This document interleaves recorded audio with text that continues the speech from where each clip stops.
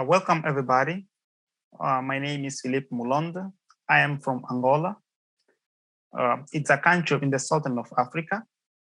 I hold a bachelor degree in software engineering from the St. Petersburg Polytechnic University in Russia. And I am currently a master degree student in AI and machine learning at the same university. My talk, the foundation of C++ atomics, the knowledge you need to correctly use C++ atomics. Just put my timer. Okay. The foundation of C++ atomics, the knowledge you need to correctly use C++ atomics is the first in a series of talks about atomic in C++. And today I will present the first one in this series of talks. So here we have anatomy of C++ atomics. This is how I like to see atomic operation. I divide them in 4 key components that one needs to know in order to understand atomics. Need to understand atomic as a class in C++. For example, how atomics interacts with the other feature of the language. Need to understand the guarantees that are given by the C++ memory model. Need to understand how atomics interacts with compiler optimizations, and need to understand how atomics interacts with hardware optimizations. I would like to acknowledge the work of Onur Mutlu. He's a professor at ETH Zurich, and I used to watch a lot of his videos on computer architecture.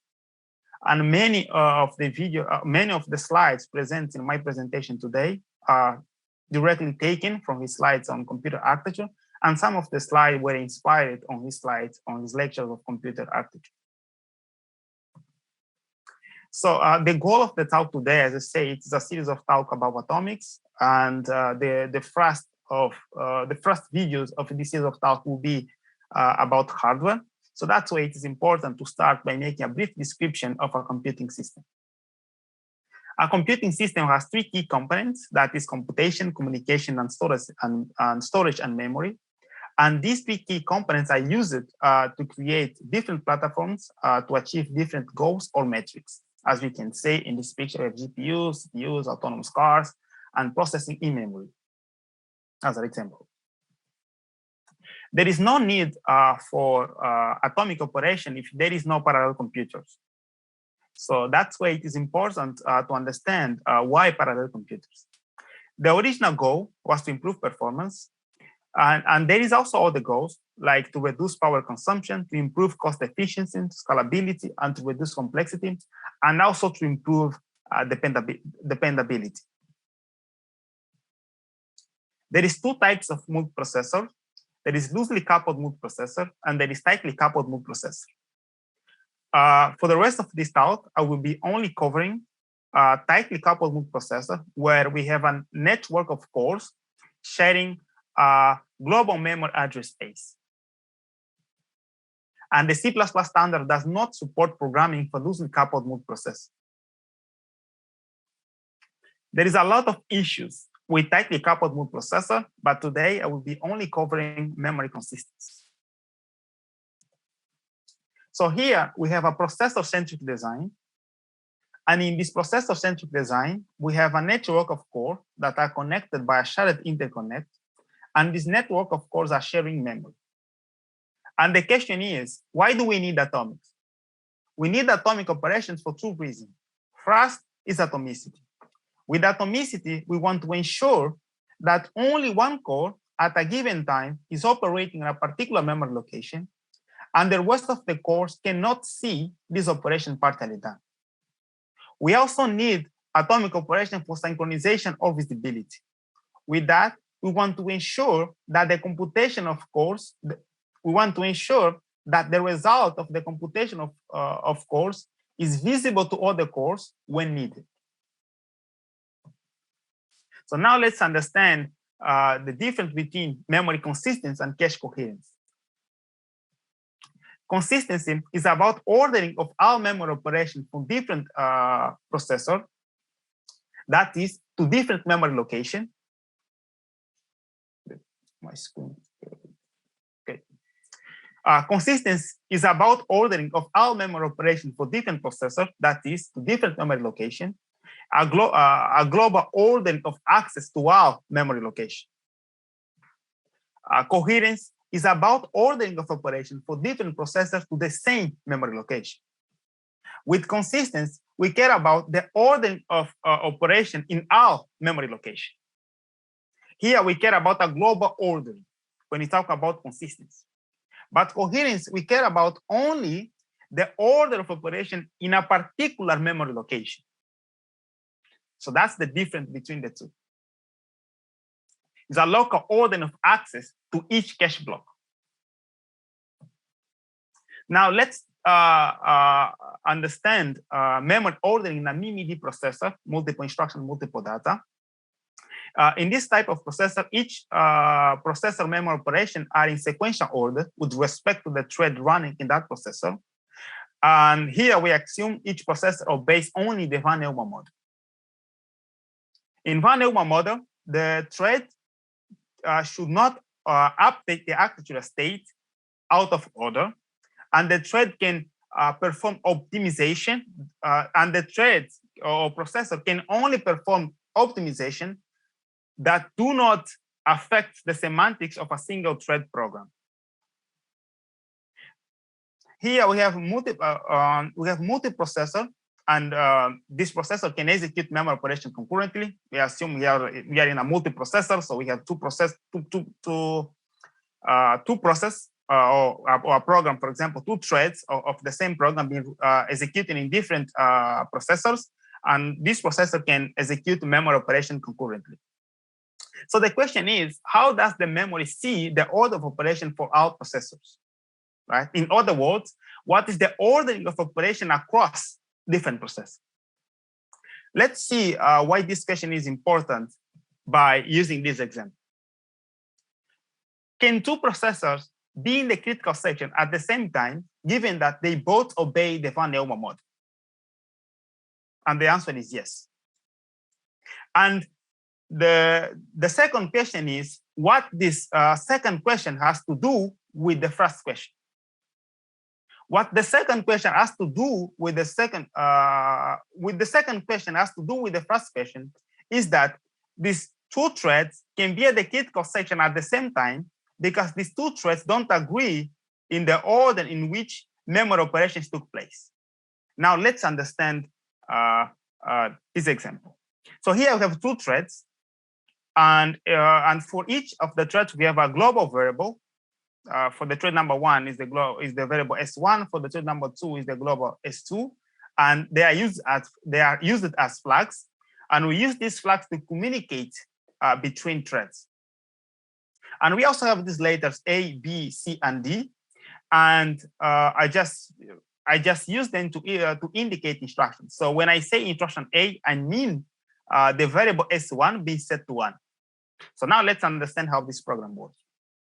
So when a thread wants to enter the critical section, the thread first set his flag to 1.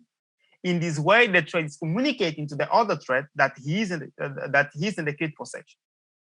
After that, the thread loads the flag of the second thread to see if the second thread is in the critical section.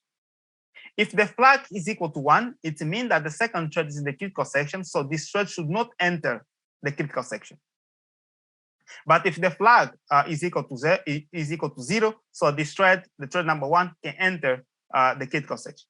And the same thing happens, the same behavior for the thread number 2 here, with respect to his global variable, and also when checking if the first thread is in the critical section, the thread also loads the flag of the first thread. So before we go into a deeper example to understand why these two threads can be at the critical section at the same time, it's important to understand why it's important to protect shared data. Threads are not allowed to update shared data concurrently for correctness purposes, and access to shared data are encapsulated inside critical section or protected via synchronization constructs, logs, semaphore, and condition variables. And only one thread can execute the critical section at a given time. That's the mutual exclusion principle. A multiprocessor should provide the correct execution of synchronization primitives to enable the programmer to protect shared data. So now, using this example, we are going to understand how two threads can be at the critical section at the same time. So at time 1, the first thread set his flag to 1. In this way, the thread is communicating to the other thread that he is in the critical section. But instead of the thread updating the memory directly, this thread is updating a local buffer. The thread is writing to a local buffer, and this value will propagate to memory later. And the same thing happens in the thread number 2. The thread number 2 set his flag to 1, indicating that he's in the critical section. But instead of updating the memory directly, this thread is is writing to a local buffer, and the value that's been writing to the buffer will propagate to memory later. At time 2, the first thread loads the flag of the second thread to check if the second thread is in the critical section. But when loading the value, it's a cache miss, so a request to memory need to send a request to memory. So the thread sends a request to memory, and the same thing happens in the thread number 2 with respect of the flag of the thread number 1.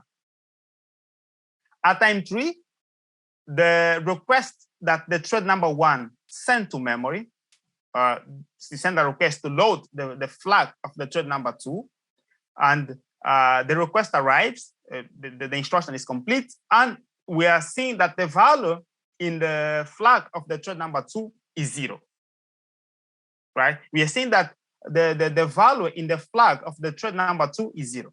So why it is 0? It's 0 because the thread number 2, when wrote to his thread, it didn't wrote to memory directly. It wrote to a local buffer, and this value didn't propagate to memory yet. So that's why we are seeing 0 here. And the same thing happens in the thread number 2 with respect of the flag of the thread number 1. And because these two threads see 0, at time 4, the two threads can enter the critical section. And this is a problem, right? It's a problem because if the two threads are in the critical section at the same time, the two threads can be operating in the same memory location at the same time. And this is not good for correctness. So this is a problem. At time 5, the instruction A completes. The thread updates the memory, and the instruction C also completes, and the thread 2 also updates the memory, but it's too late because the two threads are already in the critical section at the same time. So the problem of why these two threads are in the critical section at the same time is that the threads don't agree in the order in which memory operations took place. From the thread 1 point of view, the instruction A happens before instruction C, but for the point of view of the thread number 2, the instruction C happens before instruction A. But both cannot be correct. So that's the problem. The problem is that two processors did not see the same order of operations to memory. The happened before relationship between multiple updates to memory was inconsistent between the two processors' point of view. As a result, each processor thought the order was not in the critical section. So how can we solve this problem? One way of solving this problem is to use sequential consistency. So here we have a formal definition of sequential consistency, but we use a more abstracted way to explain sequential consistency. In sequential consistency, memory works as a switch. And when the switch points to a processor or thread, we have the guarantees that all the memory operations performed in that thread will be visible to other threads. In that way, we can create a total order in which all the processors or threads in the system agree how the operations to memory took place. So here we have an example of sequential consistency. I will not go through this because, as I said, it is a series of talk about atomics, and we have a special talk where I will be covering the C++ memory model. The goal of today's talk is to see how some microarchitecture mechanisms of x86 architecture affects the memory model of the x86 architecture. So that's why we will not covering the memory model of today. So, but what's important to mention here is that even when using sequential consistency, a program can still have multiple different execution orders. And which order is observed depends on implementation and dynamic latencies. So now let's talk about issues with sequential consistency. Sequential consistency is a nice abstraction for program, but have two issues: too conservative ordering requirements and limits the aggressiveness of performance enhancement techniques. And we have also one question: is the total global order requirement too strong? So why this question is important? This question is important because the ordering of operation is important when the order affects operation shared data. That is, when the processor needs to synchronize to execute a program region. For example, let's assume we are using mutual exclusion. We have a lock, and when we're using a lock, the only thing we need to guarantee is that the instruction inside the critical section do not exit the critical section, but instruction inside the critical section and outside the critical section, they don't need to be executed in a sequential consistent manner, right? Because we are not sharing them. So we have more questions here. Do we need a global order across all operation, our process? It's really what I just said. And another point here is that how about a global ordering only across all stores, like the x86 total store memory model, for example? Or how about enforcing a global order only at the boundary of synchronization? This is just the example that I did about the mutual exclusion. And here we also have, for example, when we implemented the mutual exclusion, the example I just said earlier, we use, for example, the memory model acquire and release. And because sequential consistency affects performance, scientists and engineers have proposed a mechanism to speed up a sequential consistency.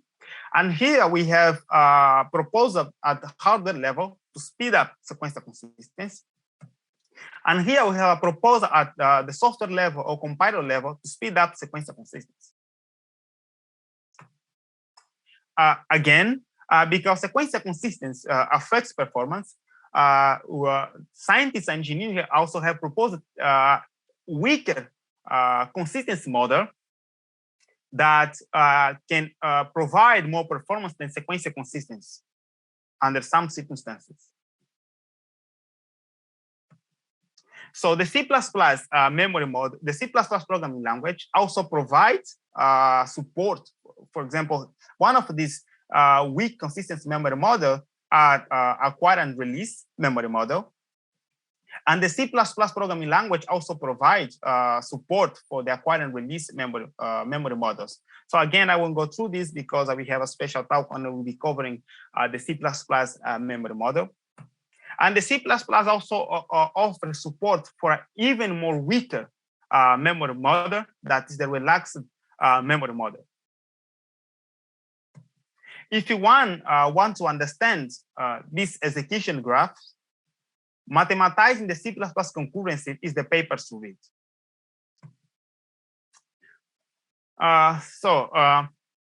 In the previous slide, we saw that two threads can be at the critical section at the same time because the threads, instead of updating the memory directly, the thread were writing to a local buffer. So this outcome of both threads entering the critical section may be surprising to some of us, maybe surprising how these two threads can be at the critical section. But this outcome is expected from almost all modern computer architectures that we have today. With that, we can conclude that the presence of buffers inside of a core is one of the components that influences the memory model of almost all modern computer architectures that we have today.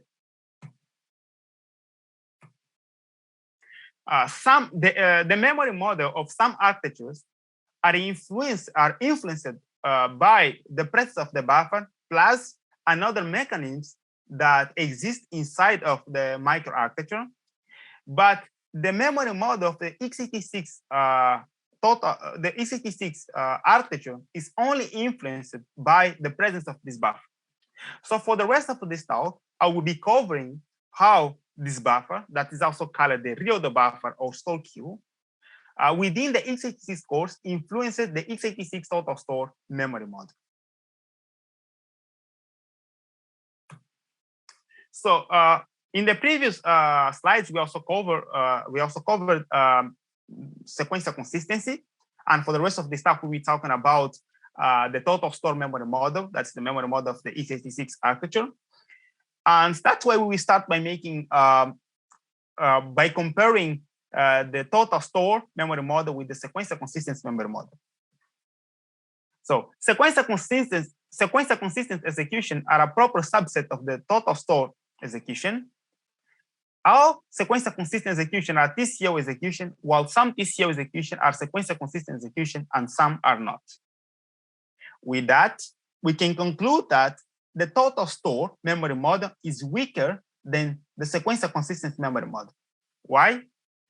Well, the total store is weaker because all sequential consistent execution are TCO execution, while some TCO execution are not sequential consistent execution. To illustrate this, another example that can illustrate this, we have here. So under TCO and sequential consistency, loads and loads cannot be reordered. Loads and stores cannot be reordered. Stores and stores cannot be reordered. But in TCO, a store can be reordered with a subsequent in the program order loads. While under sequential consistency, this cannot happen, right? In sequential consistency, we cannot reorder a store with a subsequent load. But in TCO, we can do that. So that's the difference between TCO and sequential consistency. With that, we can see that the TCO memory model is really close to the sequential consistent memory model. So systems that support TCO do not provide ordering between a store and a subsequent in-program order loads, although they do require that the load to get the immediately value of the early store. In situations in which the programmers want those instructions to be ordered, the program must explicitly specify the ordering by putting a fence instruction between the store and the subsequent loads. So again, as I said, for the rest of this talk, I will be covering hardware. We'll be understanding how the real buffer or the still queue between the x86 core influences the x86 total store memory model. But before we talk about that, I think it's important to give a little bit more of motivation of why it is important to understand the hardware when we're trying to understand atomic operations. So why is it necessary to describe the hardware? First, it's the knowledge that one needs to verify if the compiler is providing an efficient compilation to hardware. And I have a few questions here to illustrate that. The first one is, do we need fences to implement the sequential consistent memory model on x86? The answer is yes. But another question is why? Do we need fences to implement the acquire and release memory model on x86? The answer is not. But why? And then another question is, why do the compiler and hardware change the order of execution of instructions? The answer for this question is performance. So, and another question is, why is it possible to gain performance by changing the order of execution of instructions, right? Why just changing the order of execution of instructions, we can gain performance? I think if one really wants to understand and want to check whether or not the compiler is providing efficient compilation to the hardware, it's important to have a fundamental understanding of the system in which one wants to use atomic operations. So that's why I believe it's really important to understand the hardware, right? And in addition to that, understand the hardware can really, really bring a lot of confidence when using atomic operations. So the another question that we have here is why to keep a buffer inside of a core, right? Why this question is important? This question is important because almost all modern computer architectures today use a write buffer. With that, we can conclude that this buffer is one of the components that influences almost all modern computer architecture that we have today. ARM, x86, RISC-V, and so on. The memory model of these architectures are also influenced by this buffer. So the answer of why to keep a buffer inside of a core is not the same for the architecture, but for the architecture we are going to cover today, one of the goals of having this buffer inside of the cores is to provide precise exception and also to help solving the problem of memory disambiguation. Going forward, it will be clear. You don't need to understand all these things right now. And the other important aspect and another important thing of why we put buffers inside of cores is to provide high performance, right? And why performance is important? Performance is important because we want to solve the hardest problems in the world. So for the rest of this talk, it is important to understand data dependency types. So let's start by understanding it. So we have three types of data dependencies. We have flow dependencies, that's a read after write. Here, the first instruction is writing to register number 3, and the second instruction is reading the register number 3. So here we have a true dependency. Why? We have a true dependency because the second instruction cannot execute until the first instruction complete, because the second instruction needs to read the value that will be writing by the first instruction. So this is a true dependency. We also have anti-dependency. This is a write after a read. The first instruction is reading the register number 1, and the second instruction is writing the register number 1. So here we don't have a true dependency. The problem that we have here is that we don't have enough registers in our architecture, because if we have a lot of registers in our architecture, we can replace the register number 1 at instruction number 2 with register number 15, for example, and the semantics of the program will still be preserved. We also have output dependency. This is a write after a write. We also have output dependency. That's a write after a write. Here, the first instruction is writing register number 3, and the second instruction is reading register number 3. So there is a true dependency between the instruction number 1 and the instruction number 2. But the third instruction is also writing register number 3. And there is no true dependency between the instruction number 1 and instruction number 3.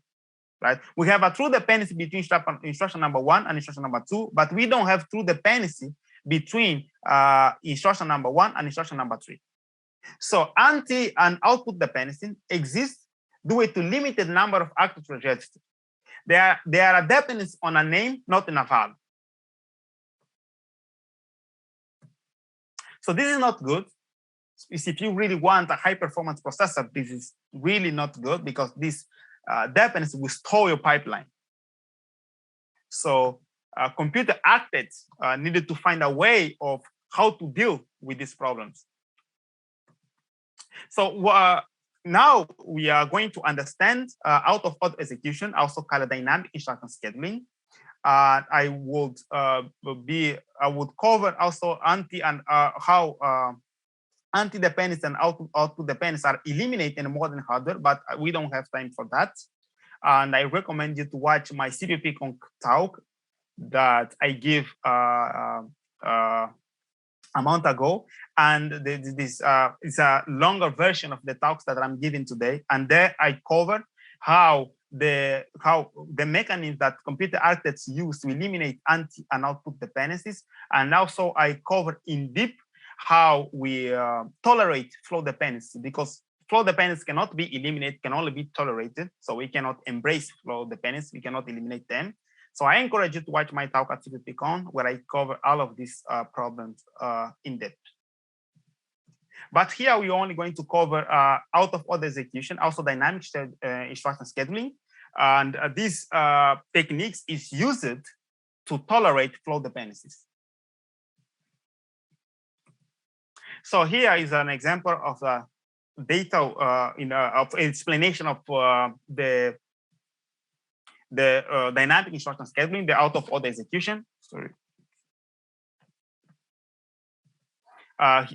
That are implemented as a variation of Thomas Sulu's algorithms. But as again, I said, we don't have time to go into details. I cover all of these aspects in my CPPP talk. But instead, what I will do, I will use a more abstracted way of explaining out-of-order execution of instruction, because this is one of the reasons why atomic operations are complicated to use or complicated to understand. So when an instruction arrives, so to remember that here we have a pipeline, and when an instruction arrives at decode stage, what we do, we allocate an entry for that instruction in the reorder buffer. This is the buffer that we talked in the previous slides. So we allocate an entry of an instruction to the reorder buffer to provide precise exception, right? It will be clear in a minute how this buffer helps with that. After that, what we do, we also use the buffer to perform register renaming. And with register renaming, what we're trying to achieve is to eliminate anti and output dependencies. As I say, we don't go into details, you just need to believe me. And for more details, my talk CPPP can help. So after performing register renaming to eliminate anti and output dependencies, we move the instruction into reservation station, right? The reservation station is the technique that we use to tolerate fault dependencies. So after the instruction is at the reservation station, we go after the operands of the instruction, right? And when all the operands of the instruction are ready, we can dispatch the instruction into a functional unit. And here we have multiple functional units, and each functional unit have a different latency. For example, the integer addition takes 1 cycle to complete. The integer multiplication takes 4 cycles to complete. The floating point multiplication takes 8 cycles to complete. And because of that, this instruction can complete out of order. When the operands of the instructions are ready, we dispatch the instruction into this functional unit. And because the functional unit have different latencies, what happens is functional units without the reorder buffer can update the architecture state out of order. But because we have the reorder buffer here, this buffer will be updated out of order, but the buffer will ensure that the architecture is updated in order specified by the program. So that's why we are one of the reasons why we have the buffer inside of course is to provide precise exception, so that we don't update the architecture state out of order. And the other reason why we use this buffer is just to perform renaming to eliminate anti and output dependencies. So here we have an in order. We place instruction in the reservation station in order. We execute instruction out of order, but we update the reorder buffer out of order, and the reorder buffer will update the architecture state in the order specified by the programmer. Also, here we have another functionality that's the value broadcast. So when a functional unit finishes the computation of a value, the functional unit broadcasts the value to the reservation station so that the instructions that are in the reservation station that depends on this value can get this value. And when all the operands of the instruction are ready, we can dispatch this instruction into a functional unit. So the first hump is the reservation station, also called the scheduling window. And the second hump is the reordering, the reorder buffer, aka instruction window or activate window. So here we have an example of a modern processor. For example, in Pentium 3, we use this structure called tracer alias table. And together with the reorder buffer, we perform register renaming. And the register alias table with there's another structure called the reorder register file, we can perform, we can provide precise exceptions. So the register alias table with the reorder buffer, we use to perform register renaming to eliminate anti and output dependencies. And the register alias table together with the real register file, we use to provide precise exception. And here we have another example in Pentium 4, the NetBrust microarchitecture. We use the front-end register alias table together with the register file to provide, to eliminate anti and output dependence by doing register renaming. And we also have the retirement register alias table that together with the register file and the reorder buffer, we can provide precise exception. So that's the entry that we use to provide precise exception. So now let's understand a little more the benefits of out-of-order execution, right? Here is not actually very clear how these things, maybe it's not very clear how the out-of-order execution is performed. I believe this example will help with that. So the benefit of out-of-order dispatch or execution is that this is we can tolerate latency, right? It allows independent instruction to execute and complete in the presence of a long latency operation. So normally when we as a program write our programs, we specify the order in which instruction can be executed. Sorry. But the way in which but this is not the way in which modern processors actually execute instruction, right? Where our mental model is that the instructions are executed one after another. But the processor doesn't do that because it's not very performant, right? In order to have to gain more performance, the microarchitecture tries to exploit parallelism. And a restricted data flow machine, or also called out-of-order machine, performs parallelism by executing instruction out of order, right? That doesn't respect the order specified by the programmer, or it only respects the true dependencies. For example, as we saw in the slides before, when we have a true dependency, the out-of-order machine will respect. But when we don't have a true dependency, the out-of-order machine will just, the only rule that will be respected here is that the operands need to be ready in order to execute an instruction. So let's see how this program is transformed in a how this program here can be transformed in an out-of-order execution. So we transform these instructions into nodes, and each of nodes is on operands. For example, the first instruction here becomes the addition node, and the operands are the X and Y. So this node to be executed, we need the two operands to be ready.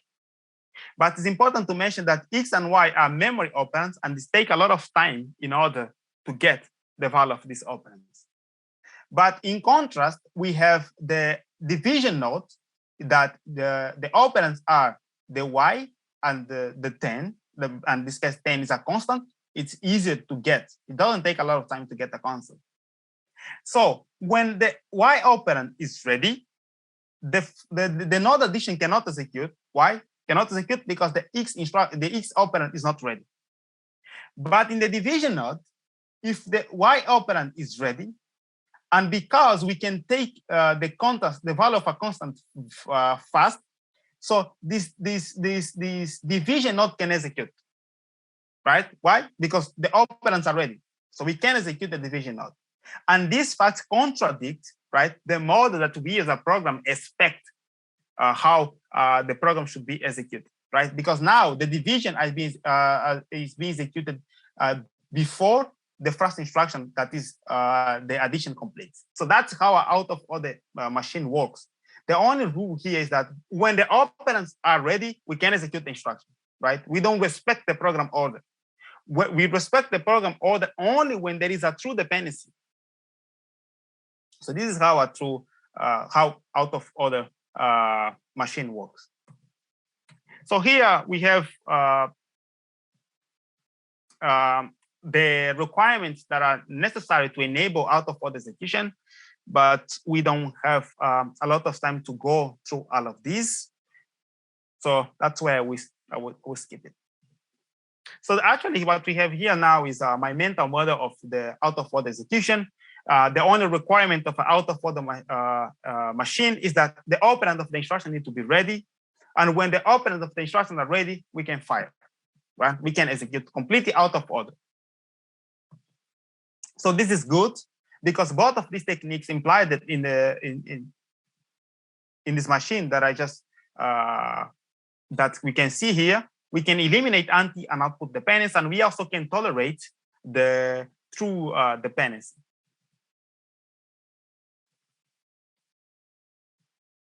So now let's talk of the things that is really important. You can take everything I said before just as a background, because what's really important to understand that can really add that can really help to understand atomic operation is to see how out of order machine handles execution of loads and store in an out of order manner. And we are also going to see how this affects the total store memory model. So for that, we start by understanding the difference between registers and memory. And the first question is, what are the fundamental difference between registers and memory? The first one is that register dependencies are known statically, and memory dependencies are determined dynamically. Register state is small, but memory state is large. Register state is not visible to the other threads of processor, but memory state is shared between threads and processor in a shared memory multiprocessor. And here we actually really have the goal of the talk. We are going to understand how the way modern processors handle execution of load and store can affect the visibility of store's operation, and respectively how it affects the memory model of the architecture.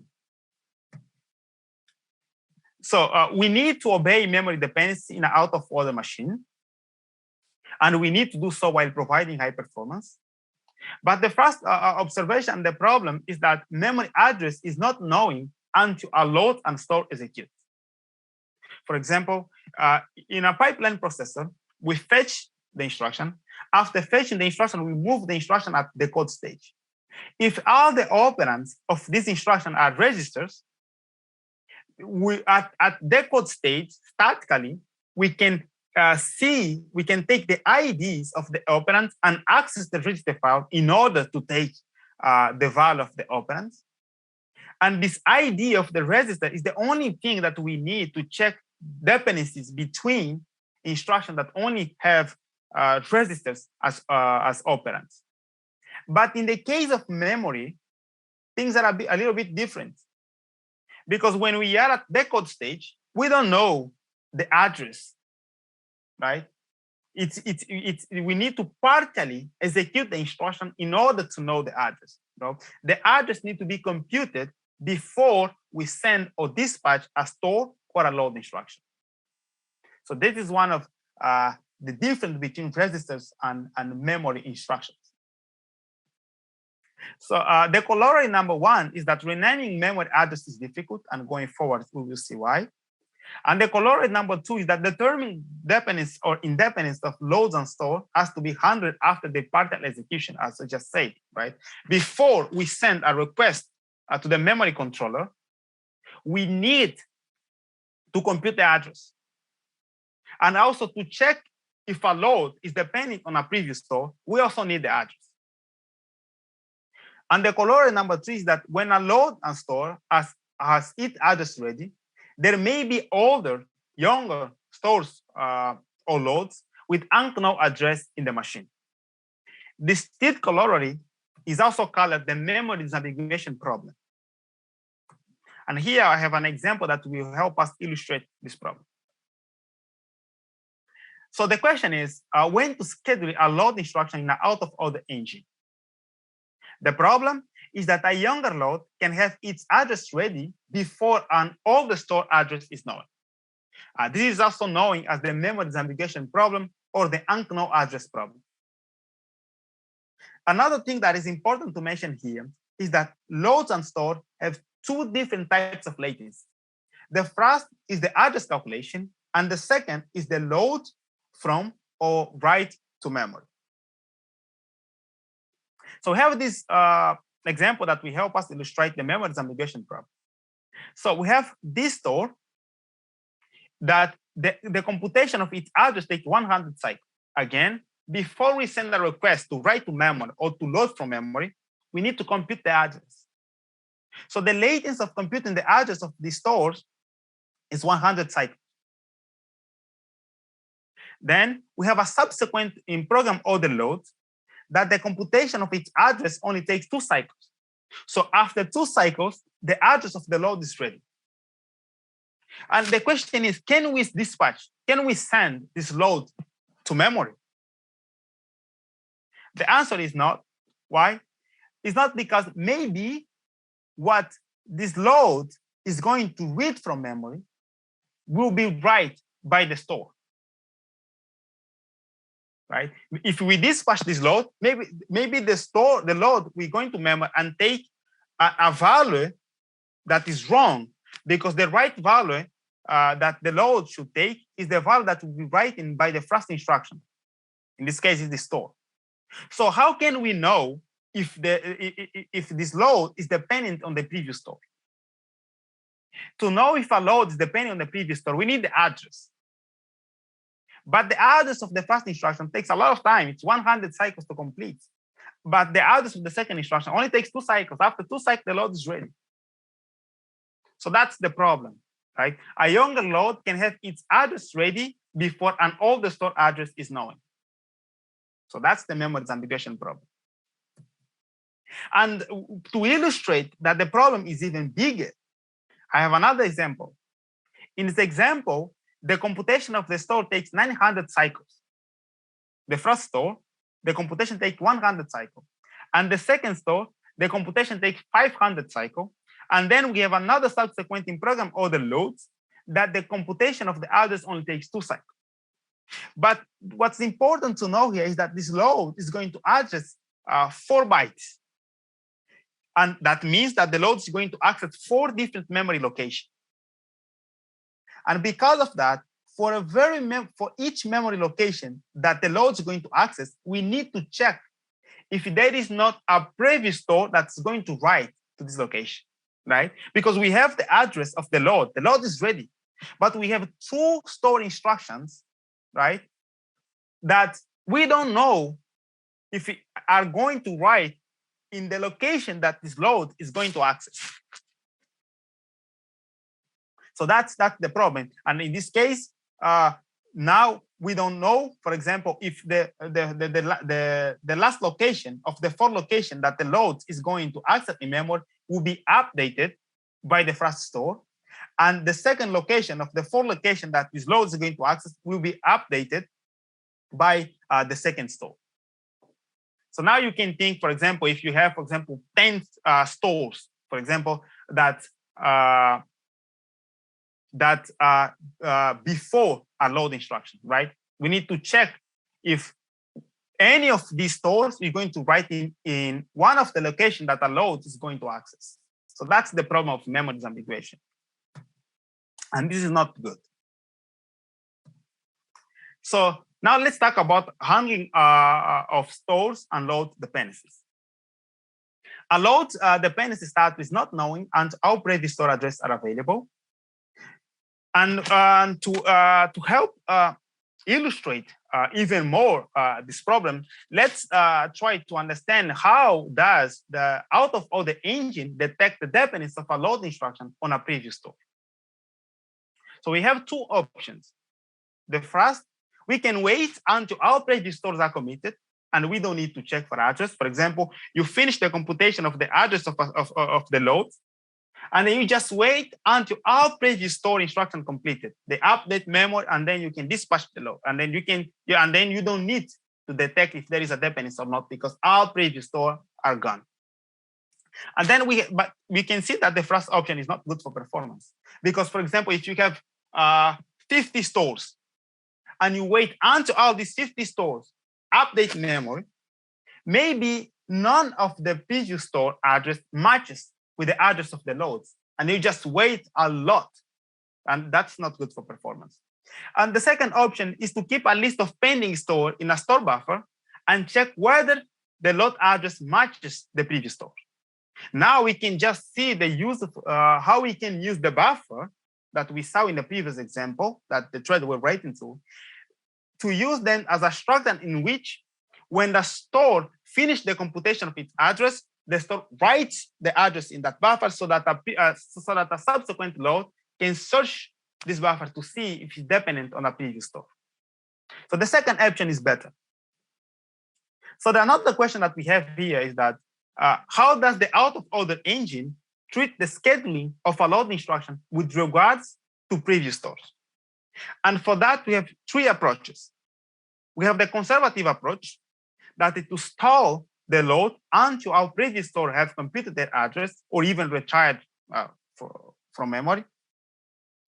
And again, this is not good for performance, because maybe the load will not be dependent on any of the previous stores. And then we also have the aggressive approach, and here we assume that the load is always independent. So we compute the address of the load, and we are always assuming that, okay, this load is not dependent on any previous store, so we can dispatch the load. But later, we need to have a mechanism to check if the prediction is right. And if the prediction is wrong, we need to execute the load again. So here, what we use is prediction, always assuming that the load is independent. And then we have another approach, that's the intelligent approach, that is also prediction. But the difference is now we put a sophisticated predictor inside of the pipeline that will predict if the load is dependent on the previous store based on the behavior of the program. And also we need to have a mechanism to check whether or not the prediction is right. So here we have a figure illustrating the performance of the three approaches to dispatch load instruction. And we can see that the intelligent approach is better. And predicting stores and load dependencies is important for performance. So now let's talk about data forwarding between stores and loads.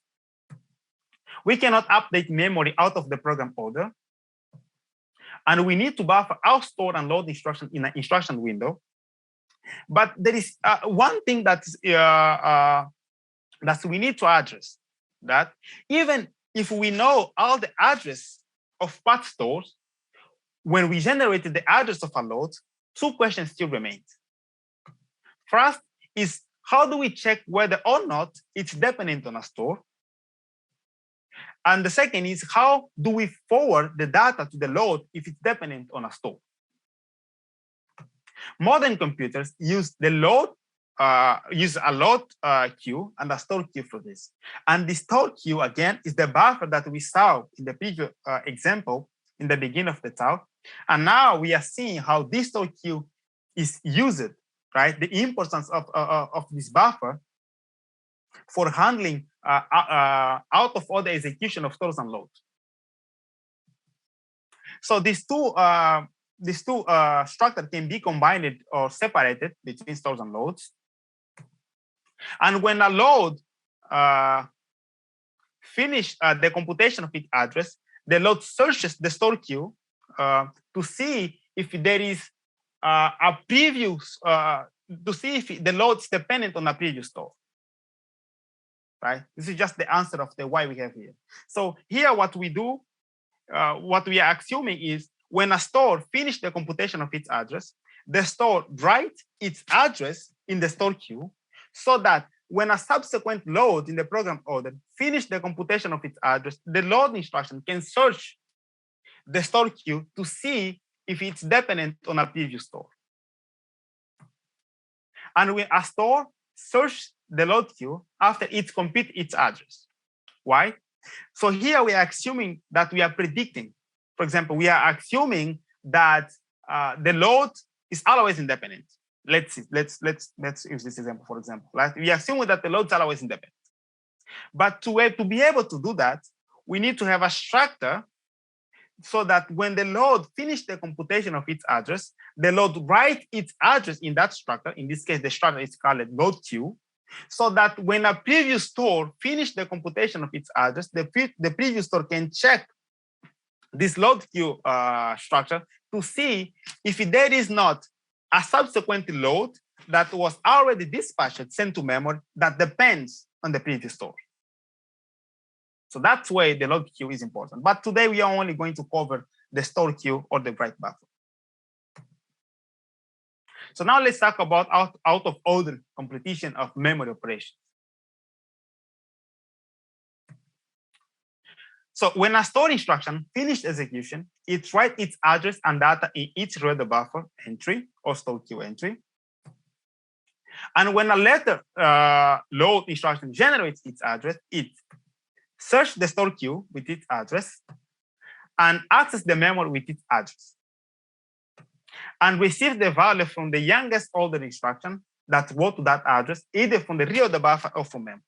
So here, when a store instruction finishes the computation of its address, the load will write the address in this in the store queue and also the value, so that when a load finish the computation of its address, the load can search this structure, in this case the store queue, to see to get the value that the store brought in that structure.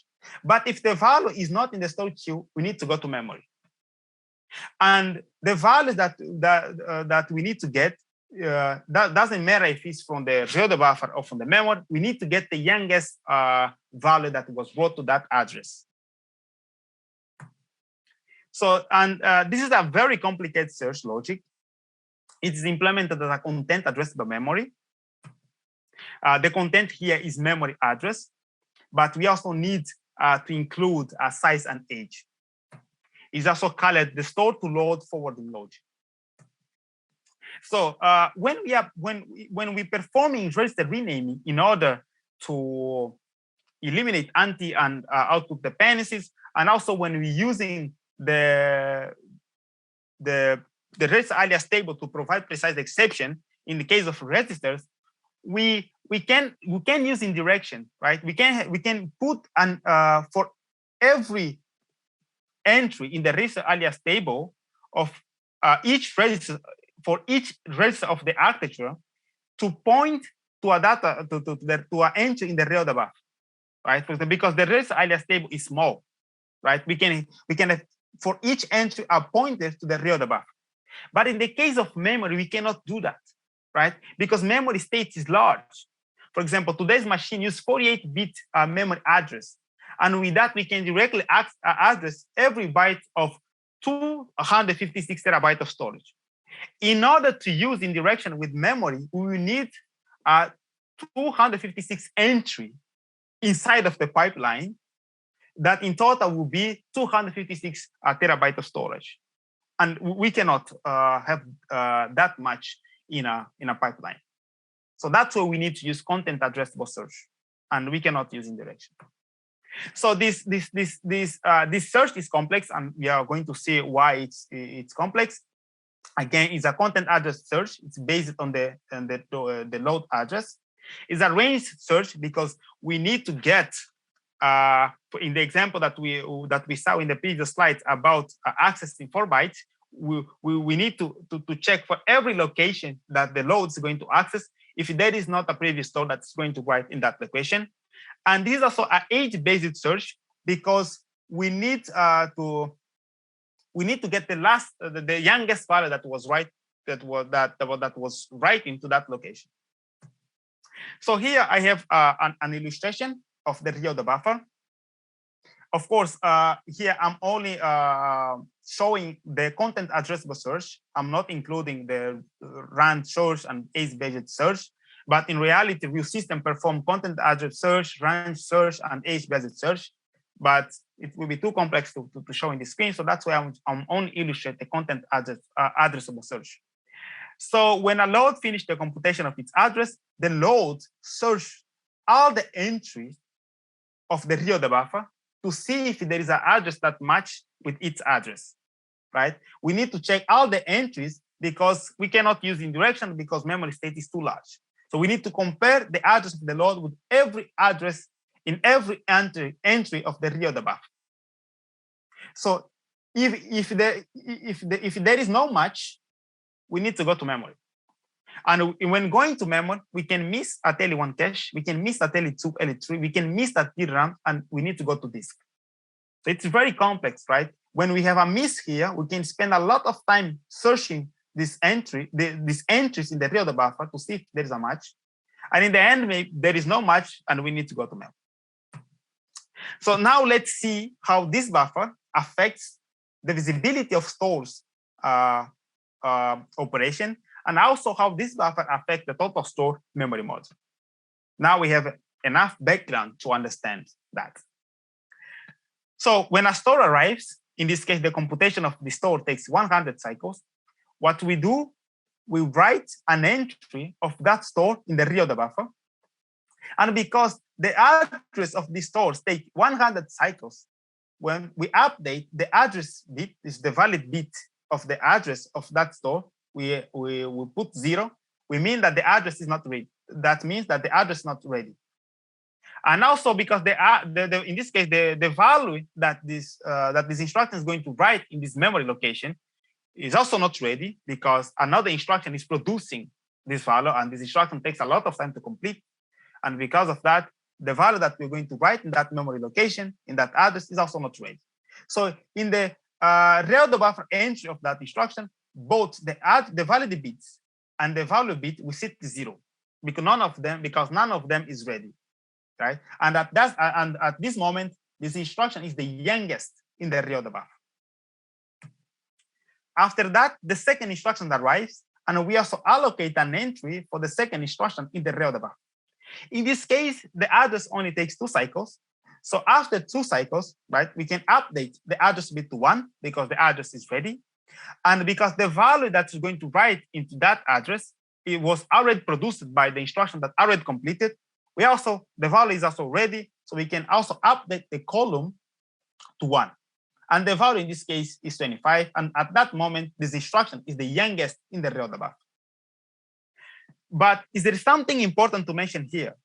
That is that even though we completed the second instruction before the first instruction, the second instruction cannot update the memory directly, right? The second instruction is updating the buffer, which means that this value that we brought in this buffer is not visible to memory. So, but why cannot this value be visible to memory? This value cannot be visible because this value, this instruction can only update the actual state when this instruction becomes the oldest in the rear of the buffer, right? So this instruction, we need to wait until the first instruction. The second instruction, we need to wait until the first instruction completes. Only after that, this instruction, the second instruction, will be able to update memory. And this being an important, and this behavior affects the memory mode of x86. Why?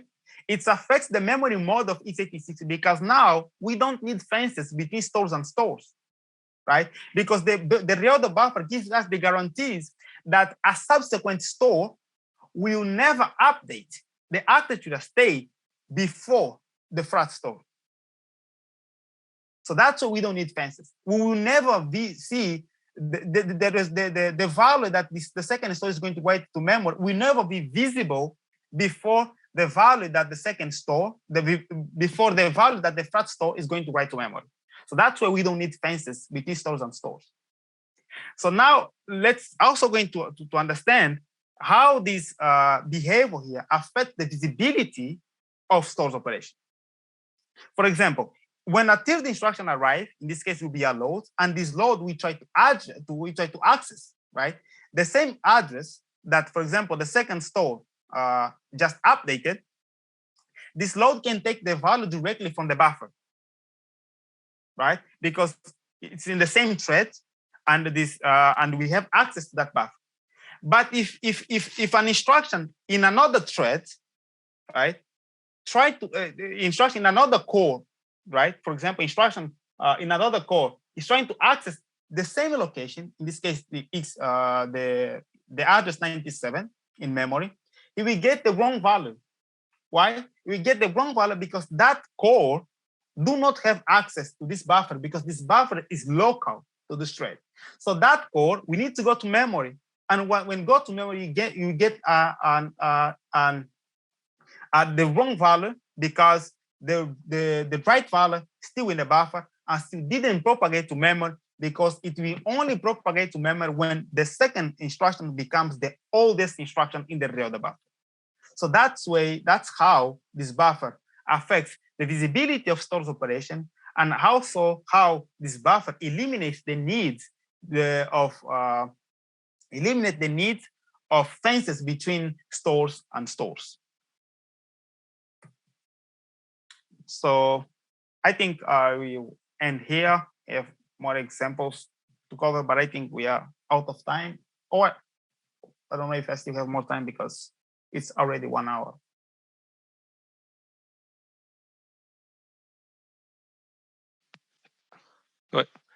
You finished, Philippe? Is okay for you? No, if there is time, I can continue. Yeah, I think you can continue. No talk after you. If you take 5 minutes more, it's okay. Okay, so I can continue. Thanks. Yeah. So then we can conclude that we use this buffer for 3 things in the x86 architecture.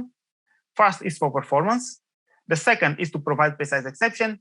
And the third is for dependency check. So now we can see that this buffer that we have here, they are important. No, they are not just here because computer architects think that they should be there, but they are here because they are really important. And of course, not everything is perfect because this buffer also adds complexity and also affects performance when the load to the buffer when the load instruction try to see if there is a previous store that already updated that buffer and find out that there is no previous store, but it spends a lot of time searching for that it affects the performance because it will be more faster if we just go directly to memory. But we need to pay the overhead of searching the store queue.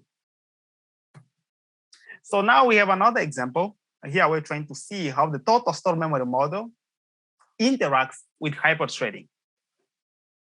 So here we have 3 variables, and initial all these variables are 0. And we are talking about hyperthreading. That means that we have 2 threads inside of a core. And the first thread updates the variable x with the value 300, and the second instruction here just compute y plus x. And the thread number 2, we have the thread number 2 updating the x variable with 10, and then just compute p plus x. So now let's see how this behavior that let's see how hyperthreading interacts with the TCO memory model. So first, the second thread writes to the x. In this case, the address of the x is 100, and we allocate an entry for that instruction, and this instruction becomes the youngest. After that, the thread number 1 also writes to the same location that the thread number 2 wrote. In this case, this thread is writing 300. And now we also allocate an entry in the real of the buffer for the second, for this instruction. And this instruction becomes the youngest. After that, the second thread will try to get the value of x in order to compute p plus x. So the question is, what should be the value of p? Right? From where the second thread need to get the value of x? Should the second thread get the value of x from the entry that itself allocated, or should the thread number 2 get the value of x for the youngest instruction, for the youngest entry in the real buffer that was allocated by the thread number 1? In other words, what should be the value of p? Should it be 10 or 300? In this example, we are only using one buffer, and we are assuming that these 2 threads are sharing the buffer, right? These 2 threads have access to the buffer because this buffer belongs to this core.